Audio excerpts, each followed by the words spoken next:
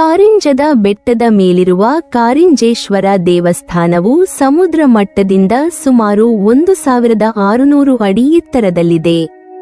ಈ ಬೆಟ್ಟವು ಬೃಹತ್ ಬಂಡೆಗಳಿಂದ ರೂಪುಗೊಂಡಿದ್ದು ಕಪಿಗಳಿಗೆ ಆಶ್ರಯ ತಾಣ.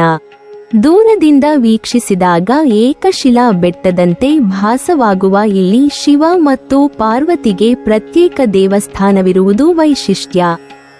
ಗುಡ್ಡದ ನಡುವೆ ಪಾರ್ವತಿ ಹಾಗೂ ಗುಡ್ಡದ ತುತ್ತ ತುದಿಯಲ್ಲಿ ಶಿವನಿಗೆ ಶಿಲಾಮಯ ಗರ್ಭಗುಡಿಯ ದೇವಸ್ಥಾನವಿದೆ.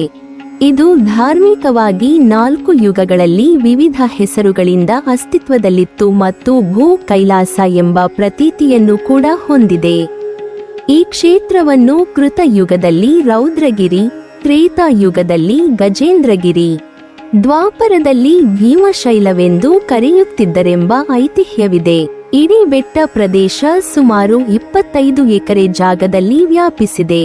ಶ್ರೀ ಕ್ಷೇತ್ರವನ್ನು ಕೊಡ್ಯಮಲೆ ಎಂಬ ಹೆಸರಿನ ದಟ್ಟಾರಣ್ಯ ಆವರಿಸಿಕೊಂಡಿದೆ. ಬೆಟ್ಟದ ಬುಡದಲ್ಲಿ ಗದೆಯ ಆಕಾರದ ವಿಶಾಲ ಗದಾತೀರ್ಥ ಕಾಣಸಿಗುತ್ತದೆ. ಬೆಟ್ಟದ ಸುಮಾರು 200 ಮೆಟ್ಟಿಲು ಹತ್ತಿ ಪಾರ್ವತಿ ದೇವಸ್ಥಾನವನ್ನು, ಅಲ್ಲಿಂದ ಮುಂದೆ ಮತ್ತೆ 300ಕ್ಕೂ ಹೆಚ್ಚು ಮೆಟ್ಟಿಲುಗಳನ್ನು ಹತ್ತುತ್ತಾ ಸಾಗಿದರೆ ಬೆಟ್ಟದ ತುದಿಯಲ್ಲಿ ಪವಿತ್ರ ಐತಿಹಾಸಿಕ ಶಿಲಾಮಯ ಶಿವ ದೇವಸ್ಥಾನ ಕಾಣಸಿಗುತ್ತದೆ. ಹೋಗುವ ದಾರಿಯ ಮೆಟ್ಟಿಲುಗಳ ಪಕ್ಕದಲ್ಲಿ ಉಂಗುಷ್ಟ ತೀರ್ಥ, ಜಾನು ತೀರ್ಥ ಸಿಗುತ್ತದೆ. ಆ ಕೆರೆಗಳನ್ನು ಹಾಗೂ ಗದಾತೀರ್ಥವನ್ನು ಮಹಾಭಾರತ ಕಾಲದಲ್ಲಿ ಭೀಮಸೇನ ನಿರ್ಮಿಸಿದ ಎಂಬ ನಂಬಿಕೆಯಿದೆ. ವರ್ಷದ ಎಲ್ಲಾ ದಿನ ಬೆಟ್ಟದ ತುದಿಯಲ್ಲಿರುವ ಈ ಕೆರೆಗಳಲ್ಲಿ ನೀರು ಬತ್ತದಿರುವುದು ವಿಶೇಷ. ದೇವಾಲಯದ ಪಕ್ಕದಲ್ಲಿರುವ ಹಂದಿಕೆರೆ ಅರ್ಜುನನಿಂದಾಗಿ ಸೃಷ್ಟಿಯಾಯಿತು ಎಂಬ ಪ್ರತೀತಿ ಇದೆ.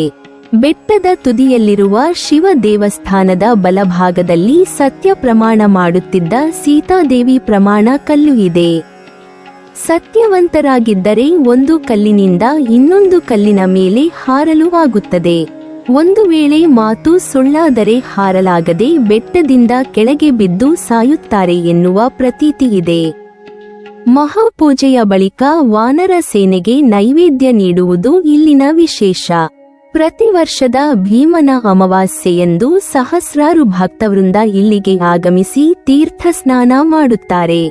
ಇಲ್ಲಿಯ ತೀರ್ಥ ಸ್ನಾನದಿಂದ ಮೈಮೇಲಿನ ಕೆಡು ಸೇರಿದಂತೆ ಚರ್ಮ ರೋಗಗಳು ದೂರವಾಗುವುದಲ್ಲದೆ ನವ ದಂಪತಿಗಳಿಗೆ ಸಂತಾನ ಪ್ರಾಪ್ತಿಯಾಗುತ್ತದೆ ಎನ್ನುವ ನಂಬಿಕೆಯಿದೆ. ದಕ್ಷಿಣ ಕನ್ನಡ ಜಿಲ್ಲೆಯ ಬಂಟ್ವಾಳ ತಾಲೂಕಿನ ಕಾವಳಮುಡೂರು ಗ್ರಾಮದಲ್ಲಿ ಈ ದೇವಸ್ಥಾನವಿದೆ. ಬಂಟ್ವಾಳದ ಬಿಸಿ ರೋಡಿನಿಂದ 15 ಕಿಲೋಮೀಟರ್ ದೂರದಲ್ಲಿರುವ ಈ ಕ್ಷೇತ್ರ ಬಂಟ್ವಾಳ ಧರ್ಮಸ್ಥಳ ರಾಜ್ಯ ಹೆದ್ದಾರಿಯಲ್ಲಿ ಮುಂದೆ ಸಾಗಿದಾಗ ಸಿಗುತ್ತದೆ. ಅವಕಾಶ ಸಿಕ್ಕಾಗ ಶಿವಪಾರ್ವತಿ ಭೇಟಿಯಾದ ಈ ಪವಿತ್ರ ಜಾಗದ ದರ್ಶನ ಮಾಡಿ. ನೀವಿನ್ನೂ ನಮ್ಮ ಚಾನೆಲ್ ಅನ್ನು ಸಬ್ಸ್ಕ್ರೈಬ್ ಮಾಡಿಲ್ವಾ?